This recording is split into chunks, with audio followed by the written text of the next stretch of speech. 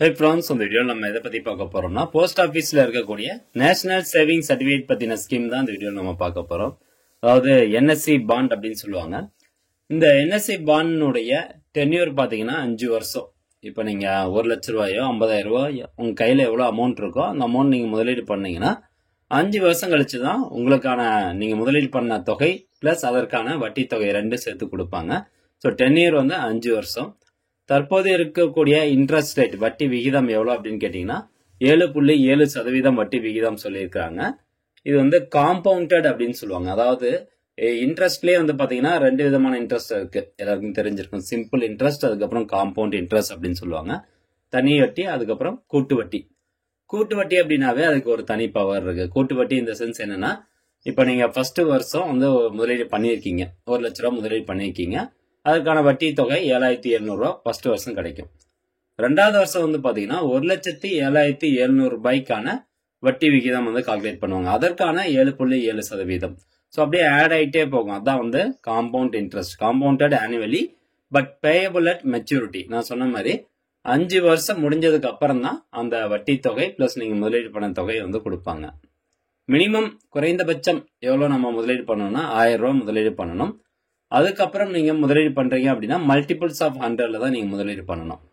இப்ப 1,50,000 அப்படின்னா 1,50,100, 1,50,200 அப்படிதான் முதலீடு பண்ண முடியும். அதே நீங்க 1,50,50 ரூபாய் அப்படி வந்து முதலீடு பண்ண முடியாது. ஸோ மேக்சிமம் வந்து எவ்வளவு வேணாலும் நீங்க முதலீடு பண்ணிக்கலாம். இதற்கான லிமிட் வந்து எதுவும் கிடையாது. ஸோ இத்தனை லட்ச ரூபாய் தான் நீங்க முதலீடு பண்ணணும் அப்படிங்கிறதுக்கான லிமிட் எதுவுமே வைக்கல. சரி, இப்ப இந்த அக்கௌண்ட் யாரெல்லாம் ஓபன் பண்ணலாம் அப்படின்னு கேட்டீங்கன்னா இந்தியன் சிட்டிசன் யார் வேணா ஓபன் பண்ணிக்கலாம். சிங்கிள் அடல்ட் ஓபன் பண்ணலாம். அதே மாதிரி ஜாயிண்ட் அக்கௌண்ட் ஆகவும் நீங்க வந்து இது ஓபன் பண்ணலாம். ஒரு மேக்சிமமா 3 பேர் சேர்ந்து இந்த அக்கௌண்ட் வந்து ஓபன் பண்ணிக்கலாம். இல்ல 2 பேர் சேர்ந்து ஓபன் பண்றனாலும் 2 பேர் சேர்ந்து வந்து ஓபன் பண்ணிக்கலாம். மைனர் பேர்லயும் பாத்தீங்கன்னா நீங்க அக்கௌண்ட் ஓபன் பண்ணிக்கலாம். ஸோ மைனர் பேர்ல அக்கௌண்ட் ஓபன் பண்றீங்க அப்படின்னா கார்டியனுடைய நேம் வந்து கொடுக்கணும். ஒன்னு வந்து பேரண்ட்ஸினுடைய நேமோ அல்லது கார்டியனுடைய நேமோ வச்சுதான் நீங்க மைனர்ஸ்க்கு வந்து அக்கௌண்ட் ஓபன் பண்ணணும். அதே பாத்தீங்கன்னா என் மைனர் above 10 years, இப்ப 10 வருஷத்துக்கு கீழே இருக்கவங்களுக்கு நம்ம கார்டியன் நேம் வந்து சொன்னேன்.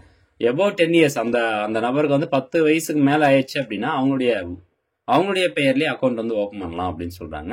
ஸோ டெபாசிட் நம்ம ஏற்கனவே பார்த்த மாதிரி குறைந்தபட்சம் 1,000 ரூபாய் மல்டிபிள்ஸ் ஆஃப் 100ல தான் வந்து முதலீடு பண்ணணும்.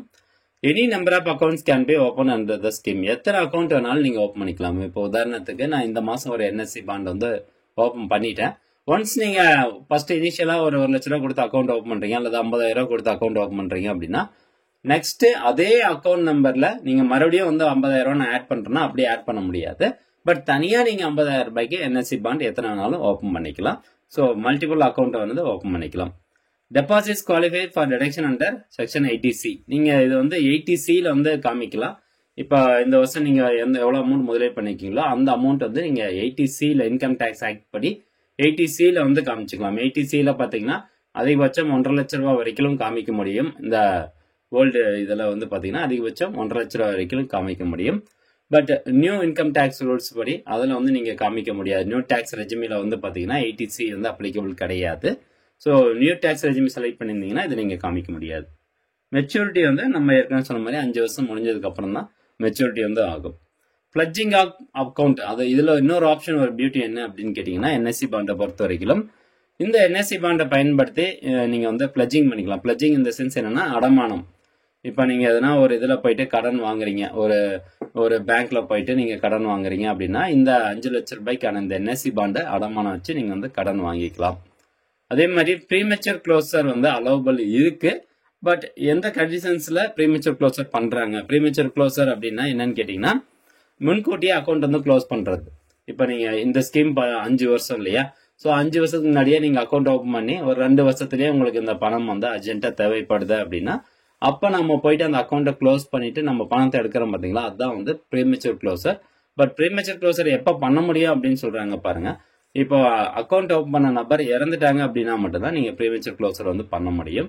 அல்லது கோர்ட்ல இருந்து எதனா ஒரு ஆர்டர் வாங்கிட்டு வரீங்க அப்படின்னா மட்டும்தான் ப்ரீமெச்சூர் க்ளோசர் பண்ண முடியும். அதே மாதிரி இந்த அக்கௌண்ட்ல இன்னொரு பியூட்டி இருக்கு. என்ன அப்படின்னு கேட்டீங்கன்னா transfer of account from one person to another person.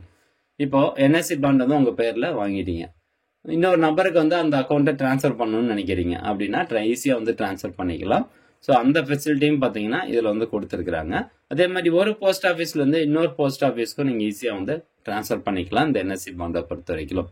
So இதான் ஃப்ரெண்ட்ஸ் இந்த என்எஸ்சி பாண்டுடைய டீடைல்ஸ். ஸோ கண்டிப்பா இந்த தகவல் உங்களுக்கு பயனுள்ளதாக இருக்கும் அப்படின்னு நினைக்கிறேன்.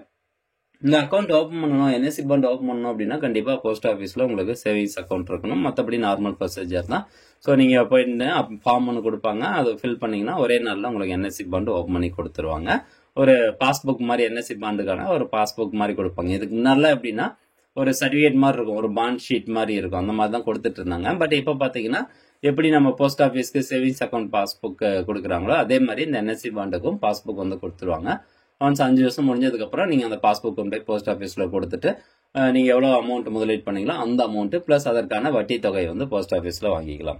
இப்போ நான் 1 லட்ச ரூபா முதலீடு பண்றேன்னா எனக்கு 5 வருஷம் கழிச்சு எவ்வளவு அமௌண்ட் கிடைக்கும் அப்படிங்கிறது நீங்க கால்குலேட் பண்ணிக்கலாம். நிறைய கால்குலேட்டர் வந்து ஆன்லைன்ல இருக்கு, க்ரோ இருக்கு, கிளியர் டாக்ஸ்ல இருக்குது. ஸோ நான் க்ரோ ஓப்பன் பண்ணியிருக்கேன். இதில் பார்த்தீங்கன்னா நான் 1 லட்ச ரூபா அந்த அமௌண்ட் போட்டிருக்கேன். ஸோ வட்டி விகிதம் 7.7%, டைம் பீரியட் 5 வருஷம், காம்பவுண்டிங் ஃப்ரீக்வன்சி இயர்லி. ஸோ நீங்கள் 1 லட்ச ரூபா முதலீடு பண்ணுறீங்க அப்படின்னா எவ்வளோ வட்டி தொகை கிடைக்குன்னு பாருங்க. 44,903 ரூபா வட்டி தொகை கிடைக்கும். அசல் பிளஸ் வட்டி 2 சேர்த்து 1,44,903 ரூபா கிடைக்கும். இதே நீங்கள் வந்து 5 லட்ச ரூபா முதலீடு பண்ணுறீங்க அப்படின்னா உங்களுக்கு வட்டி மட்டும் 2,24,517 ரூபா கிடைக்குது. அதே 10 லட்ச ரூபா நீங்க முதலீடு பண்றீங்க அப்படின்னு வச்சுக்கலாம். ஸோ 10 லட்ச ரூபா முதலீடு பண்றீங்க அப்படிங்கும் போது 4,49,034 ரூபா உங்களுக்கு வட்டி தொகை கிடைக்குது. ஸோ நல்ல ஒரு ஸ்கீம் தான் என்எஸ்சி பாண்டை பொறுத்த வரைக்கும். உங்ககிட்ட பைசா இருந்துச்சு அப்படின்னா நீங்க இதுல தாராளமா முதலீடு பண்ணலாம். சேஃபான முதலீடு, எந்த ஒரு ரிஸ்க்கும் கிடையாது. அவங்க சொன்ன அந்த பர்சன்டேஜ் இன்ட்ரெஸ்ட் அமௌண்ட் கண்டிப்பா வந்து கொடுத்துருவாங்க. ஸோ ஃப்ரெண்ட்ஸ், கண்டிப்பாக அந்த தகவல் உங்களுக்கு பயனுள்ளதாக இருக்கும் அப்படின்னு நினைக்கிறேன். மீண்டும் அடுத்த ஒரு நல்ல பதிவில் சந்திக்கலாம். நன்றி, வணக்கம்.